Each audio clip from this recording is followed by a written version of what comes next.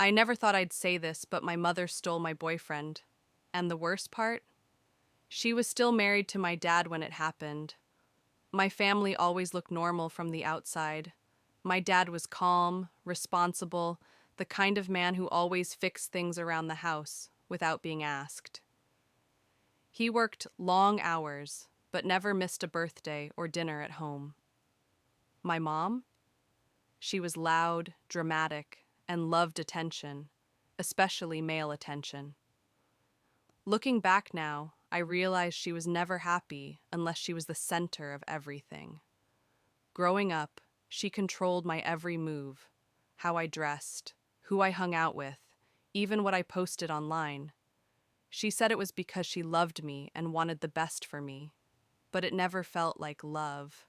It felt like competition. When I was 19, I met Daniel. He was sweet, respectful, and very different from the guys I had dated before. He made me feel safe. At first, my mom didn't say much about him. Then she started making weird comments. Wow. He's cute. I didn't know you had taste. I laughed it off, thinking she was just being herself. But then she started dressing up when he came over. I noticed the red lipstick, the low-cut tops. She'd lean over in front of him like it was nothing. Daniel always looked uncomfortable, but I brushed it off. He was dating me. He wouldn't even think about my mom, right? Eventually, she insisted on being home every time he came to visit. Sometimes, if I was running late from college, I'd come home to find them talking alone in the kitchen. Once, I saw her touch his arm and laugh like a teenager. It made my skin crawl. One night, Daniel forgot his phone in the living room. I wasn't trying to snoop, but when it lit up, I saw my mom's name. I opened it. There were messages, flirty, suggestive. One said, "Can't wait to see you tomorrow when she's not around." My heart dropped. I confronted them both that night.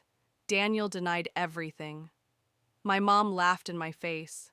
She said, "Don't be so dramatic. He's just being polite. Not everyone's obsessed with you." But the next morning, they were gone. No note, no goodbye. Just gone. My dad was devastated. He kept asking what happened. But how do you explain something like that? Your wife ran off with your daughter's boyfriend? He stopped eating, stopped smiling, started sleeping on the couch. I felt guilt, shame, anger. I kept asking myself if I had missed something, if I should have done more. But the truth is, nothing could have stopped them. They had made up their minds. A few weeks later, I got a message from a mutual friend. My mom and Daniel had moved to another state. They were living together. She was still legally married to my dad. Sometimes I wonder if she planned it from the beginning. If she saw Daniel as just another thing I had that she wanted for herself. I haven't spoken to either of them since. And honestly, I don't want to. I stayed with my dad for a long time, helped him get therapy, helped myself too. I learned that betrayal doesn't always come from enemies. Sometimes it comes from the people who are supposed to love you the most. If you've ever been betrayed like that, by someone close, please know, you're not alone, you're not crazy, and you deserve better.